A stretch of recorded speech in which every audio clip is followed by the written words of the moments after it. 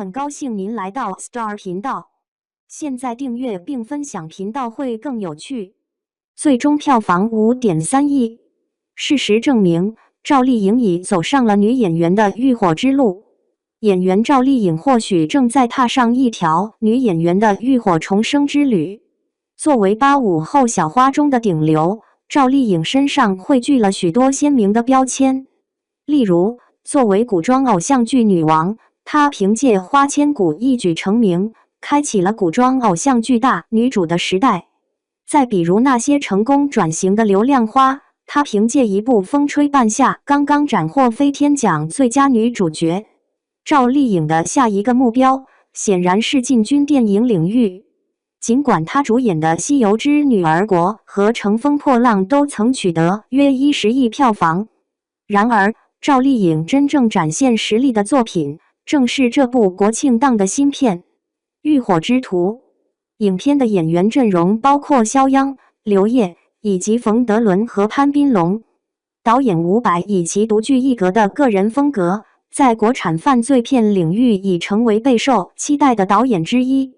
即便今年国产院线充斥着罪案、悬疑和复仇题材，《浴火之路》依然堪称其中的翘楚。凭借其爆裂打拐的主题脱颖而出，观众对打拐题材的影片早已不陌生，但以往的影片多沿用套路化的苦情路线，而像这样一部摒弃传统手法，直接采用公路片的爽快风格，通过经典的铁三角结构，带领观众一路痛击人贩子的打拐力作，却是前所未见。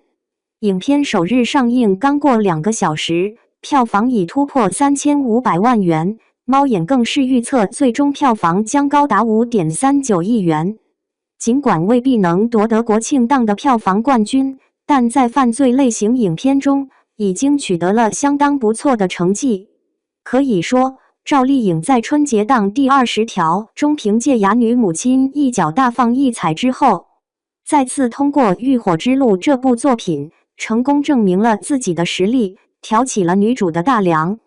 接下来，我将通过3个关键词与大家一起探讨这部《浴火之路》。第一个关键词：怒火。首先需要说明，即便放眼全球，我也从未见过类似的打拐影片。由于电影的主要剧情线追踪人贩、绑架、囚禁、杀戮、斗殴、击凶、以暴易暴，元素强劲且充满活力。更重要的是，它的表现手法更直接冲击观众的神经。极致的情节、极端的角色、极强的情感，以最激烈的方式相互冲击。这个极端的故事不仅仅是为了寻找孩子，更是以牙还牙的复仇行动。电影原名《虎狼之路》，故事围绕着3位被拐孩子的父母展开，他们联手踏上了寻找孩子的艰难历程。刘烨饰演的赵子山，因孩子被拐致死，从此走上了打拐的道路，犹如猛狼般坚毅执着。崔大陆的孩子失踪了6年，由肖央饰演的他是一位老虎般的父亲。赵丽颖饰演的英子，孩子被前夫卖掉了，官方将她的角色定义为兔子，但我对此并不认同。在我看来，她更像是一头愤怒的母狮。3人从最初的彼此算计、猜疑和背叛，逐渐发展为了共同的目标携手合作，最终甚至成为并肩作战的伙伴。踏上那条浴火之路，不仅是为了寻找孩子，也是为了复仇。整部电影给我的最直观感受，就是一种充满爆发力的张力，仿佛带着炽热的怒火。这份怒火，首先是为观众彻底宣泄出他们对人贩子的愤怒。整个故事有些像一部寻子主题的西部片，充满了以暴制暴的元素，展现出硬核复仇的风格。整个故事讲述了3位失去孩子的父母与人贩子之间的激烈对抗。主角们绝不会手下留情，因为人贩子对孩子从来没有过丝毫的怜悯。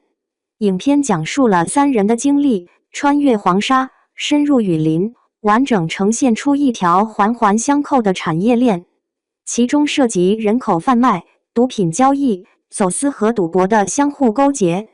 人贩子有他们自己的规矩，比如只看钱，不轻点孩子。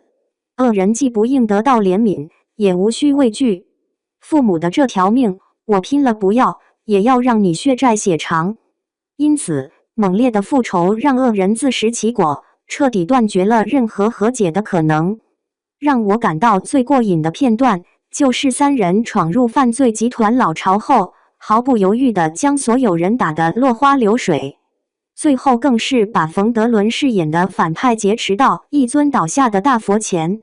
我本以为剧情会再次走向原谅的老套路，没想到肖央先用塑料袋裹着芥末套在坏人的脖子上，接着刘烨饰演的赵子山干脆直接上前割了坏人的喉咙。激烈、畅快、热血沸腾，导演伍佰精准抓住了观众的爽点。打拐三人组不再是任人鱼肉的羔羊，而是咆哮的猛虎，是凶狠的恶狼，以命相偿，血债血还。在影片的结尾，拐卖团伙的命运实际上更像是恶有恶报。总之，确保观众满意。另一种怒火，则是导演伍佰所打造的公路西部犯罪片风格。电影一开场便营造出类似白夜和扫黑风暴那样的犯罪悬疑氛围，再加上紧张刺激的动作场面，整个观影体验非常畅快。影片在视觉表现上塑造出了一种荒凉冷峻的西部片气息，边境小镇、广袤沙漠和炽热的营地交相辉映。打拐三人组驾驶车辆穿行于无垠的旷野之间，营造出一种天地辽阔、神秘且苍凉的氛围。导演在动作场面的处理上同样得心应手，不论是激烈的追逐还是正面对决，都拍得十分硬核。各种打斗、飙车、群体战斗和摩托追逐的动作设计都极为写实，动作讲求迅速、精准、狠厉。打斗场面的镜头干净利落，充满粗粝的质感，绝不拖沓冗长。这部影片既充满了爆裂的张力，又令人畅快淋漓，同时还洋溢着一种肝胆相照的情谊氛围。最终，这部电影应当能够完美满足观众对恶有恶报的期待，还能够巧妙地带出些黑色幽默，不依赖夸张的表演来营造喜剧效果，而是在激烈的冲突中，通过反派自我毁灭的荒诞情节，让你忍俊不禁。人贩子遭报应被雷劈的场景，既让喜剧效果瞬间达到顶峰，也让我感到非常解气。第二个关键词：侠义之气。作为一部不同寻常的打拐影片，除了带来爽快的观影体验，整片始终弥漫着一股侠义之气。三位主角各具特色，性格鲜明，一人擅长寻找目标，一人精于动手打人，另一人则擅长巧妙敲诈。他们彼此默契配合，乘坐一辆破旧的小车穿越西部荒漠，仿佛现代江湖侠客般行走于天地之间，快意恩仇，令人叹为观止。不得不承认，伍佰作为国产犯罪片的顶尖导演，确实将车行西部的画面拍出了如同武侠片中三人三马驰骋江湖的侠义风范。演技上取得最大突破的，毫无疑问是赵丽颖。她成功演绎了为寻找失踪女儿而不惜一切的坚韧母亲李红英。这个角色一出场便与众不同，向人索要10万元，没有钱就寸步难行，为了达到目标可以不择手段。角色的基调充满了悲凉，为了寻回自己的孩子，他表现出一种孤注一掷的疯狂。无论是拼命赚钱，还是冒险深入险境，一切都是为了孩子。赵丽颖将角色的坚韧与刚烈表现得淋漓尽致，同时展现出女性独有的智慧。整个过程中，她就像一头母狮带领着2个不省心的狼虎。如果没有她的存在，这个打拐三人组恐怕早在半天内就散伙了。赵丽颖最令人感动的有3场戏。有一场与前夫对峙的戏，她通过眼神和动作将角色的愤怒与痛苦淋漓尽致地表现出来，那种撕心裂肺的痛楚令人深有共鸣。有一场抽烟的戏，拿烟的手不停颤抖，咽几次要放进嘴里却又停住，情绪的张力展现得淋漓尽致。最后那场令人心碎的落泪戏中，角色只能无助地嘶吼，绝望至极，宛如一头哀鸣的母狮。伍佰或许是继韩寒之后最擅长拍摄赵丽颖的导演，他能将赵丽颖的刚毅与美丽完美呈现。有一幕，紫英子身穿红衣，静静躺在昏暗的房间中，透出一种摄人心魄的美。我认为赵丽颖凭借这个复仇女侠的角色，很有可能获得影后提名。肖央成功演绎出了崔大陆这一角色的勇猛与虎气两面。崔大陆是个虎头虎脑的社会大哥，经历了失去孩子和出狱的打击，行为有些自毁倾向。起初满脸迷茫，直到后来，他的队友逐渐唤醒了他内心的猛虎本性，他才开始全力以赴对抗恶人。然而，他的性格又颇为虎气，经常闹出各种令人捧腹的笑话。爆裂打拐与消逝冷幽默碰撞出奇妙的火花，将角色成功塑造成了一位笑侠。刘烨老师饰演的赵子珊一开始登场时充满神秘感，直到影片过半才揭示出他的真实身份。看到他打架时，真是让人觉得过瘾。刘烨将角色多年来积压的狠绝情绪展现得淋漓尽致，动辄就挥拳相向。然而，在某个心碎的瞬间，他的眼神又如同一位深陷内疚、无法自拔的苦涩侠客。正因为这三位角色都被塑造得充满侠义之风，复仇的过程才显得格外痛快淋漓。除了几位主要演员，冯德伦在配角中的形象颠覆得相当彻底。吴晓亮饰演的反派角色格外出色，潘斌龙再次展现了自己在短短几场戏中就能塑造出鲜明角色的出色演技。而他饰演的这个失去孩子的父亲在最后做出的选择，堪称全片最为悲情的一幕。这也正是为何这部打拐题材的爽片，却让人感受到一种揪心的悲凉。尽管表面上的激烈对抗与复仇充满狠戾与畅快，但却无法消解内心最深处的悲凉。即便复仇得逞，也未必能挽救孩子的命运。电影真正厉害的地方，这是一种诛心之举。